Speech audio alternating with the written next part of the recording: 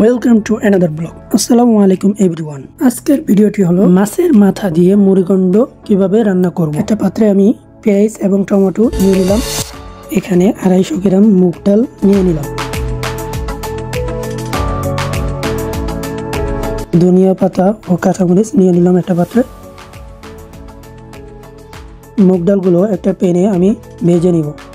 চুলা মিডিয়াম দিয়ে নিব এবং 3 থেকে 4 মিনিট ভেজে নিব। ভাজা শেষ, এখন চুলা থেকে নামিয়ে রাখলাম।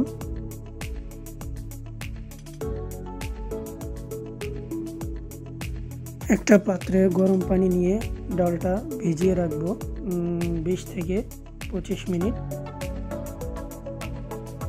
পেঁয়াজ এবং আদা রসুন কাঁচামরিচ দিয়ে মশলাটা আমি ফার্স্টে কষাবো। সাথে আরো গরম মশলা বিভিন্ন মশলা দিয়েছি।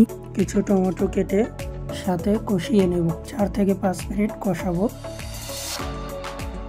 কষানো শেষ, এখন 2 পিস মাছের মাথা আগে ভেজে নিয়েছি সেটা দিয়ে দিলাম। মাছের মাথা দিয়ে আবার 2 থেকে 4 মিনিট কষিয়ে নিব। মুগ ডালগুলো ভিজানোর পর ধুয়ে নিব। ধুয়ে ডালটা দিয়ে আবার 3 থেকে 4 মিনিট কষাবো। কষানো শেষ হলে পানি দিয়ে 15 থেকে 20 মিনিট চুলায় রেখে দিব। মুড়িঘণ্ট হতে হতে আমরা আরেকটা রেসিপি করে ফেললাম, ডিম চচ্চড়ি।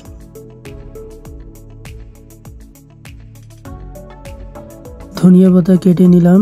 আপনারা চাইলে ধনিয়া পাতার বদলে জিরা ভেজে ওটাকে ফাঁকি করে দিতে পারেন। যেহেতু আমরা প্রবাসী তাই আমরা ধনিয়া পাতা কেটে দিয়ে দিলাম। মুড়িঘণ্ট রান্না হয়ে গেছে। তো এখন ধনিয়া পাতা দিয়ে দিচ্ছি। ভিডিওটি কেমন হলো অবশ্যই কমেন্ট বক্সে জানাবেন। এই পর্যন্তই, আল্লাহ হাফেজ, বাই বাই, টাটা।